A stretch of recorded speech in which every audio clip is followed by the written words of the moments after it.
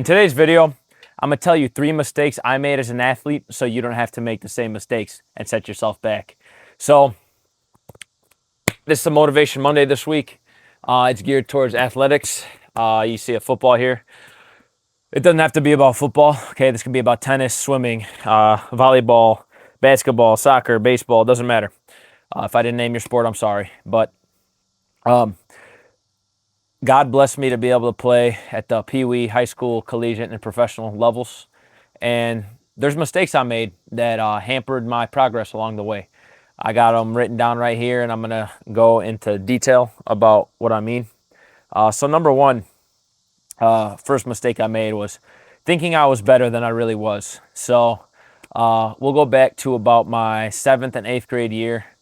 I played for a Darien Swarm team that year, because before that I was with the Downers Grove Panthers, moved to Darien Swarm.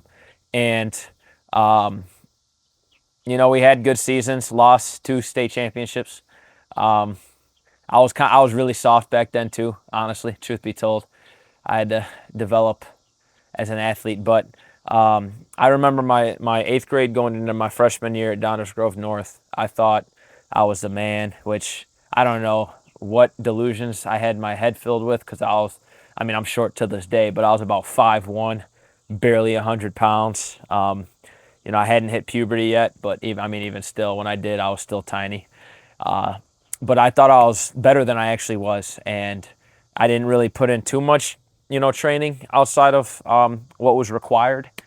And so I went to into freshman year at Downers Grove North, and we had A team, a B team, and a C team. Actually, we had a lot of kids back then, a lot more than a lot of programs have now. And I felt like I did good. I felt like I did enough to impress the A team coaches. And I remember going to the locker room, and the A and the B team were posted. And truth be told, I didn't even look at the B team list, because I'm like, there's no way, right? Well, looked over the A team list once, didn't see Connor Olson. Twice, didn't see Connor Olson. Surely there's a typo, right? Sure, my name's in there. No, it wasn't. It was right on the B team list. And I remember going home and crying about it. Most of my good friends, some of my buddies were on the B team. A lot of my friends were on the A team, and, oh, wow, Connor, you didn't make it, this, that. And why didn't you make it? I don't know. Like, how am I supposed to know? Ask the coaches. Well, I was very small back then. That's just the reality. And had I trained harder that 8th grade going into my freshman year, perhaps I would have made the A team. But I'm going to tell you right now that was one of the best things that ever happened to me, not making the A team, because that developed in me a work ethic, a very deep work ethic. I wanted to outwork every single person. Did I? I don't know. Maybe.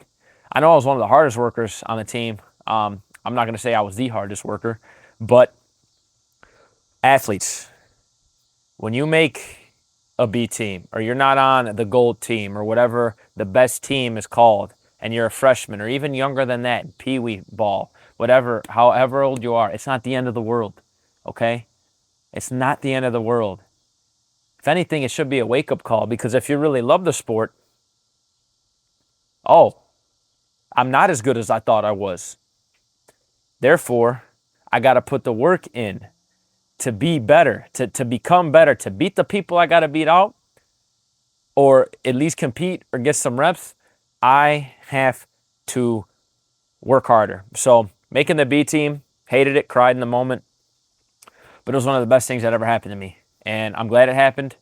And it was a wake-up call saying, hey, you're not as good as you think you are, buddy. You better put in work. And I had a pretty good junior and senior year, and wound up, playing college ball after that. So number 2, I would say a mistake I made in high school is just my lack of versatility. I always tell athletes this, football, for example, okay? The more you can do, the more marketable you are to college coaches. For example, if 2 people play running back and they're about equally talented, but one of those running backs can also run good routes and has good hands and could block, they're going to go with the guy that could do more. All right. If you're even, or even if the running back might be a little better, they might go with the guy who's more versatile.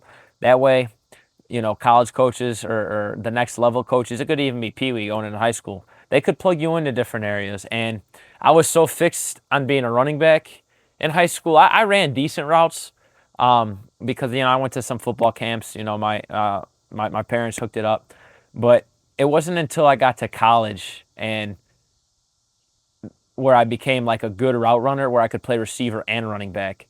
So the more versatile you are, the better off you are. Another thing to go with the versatility is if you could learn some like weird position so for example, for football, learn how to long snap, especially if you're a bigger guy, you might not be the most athletic.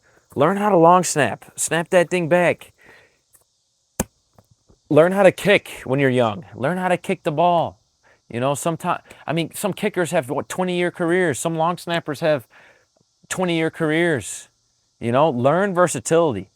If you're a tight end, learn how to long snap. If you're maybe undersized but like football, maybe learn how to kick. Maybe that's your meal ticket. You're a kicker. Not everybody could be a linebacker. So learn versatility. That's number 2. Mistake that I made because I didn't learn versatility till I was in college. Number 3, and this is huge. This is the biggest one in my own life, is training hard and not smart. And I see this all the time. I'm going to grind 24/7, no days off, squat heavy every day, run hard every day. That's stupid. That is stupid. Take it from me, a guy who tore both of his hamstrings at least 4 or 5 times. I have 10 pulled hamstrings total between my left and my right leg. And that's 100% my fault, overtraining. So my first 2 years at Aurora University, I did pretty well at running back.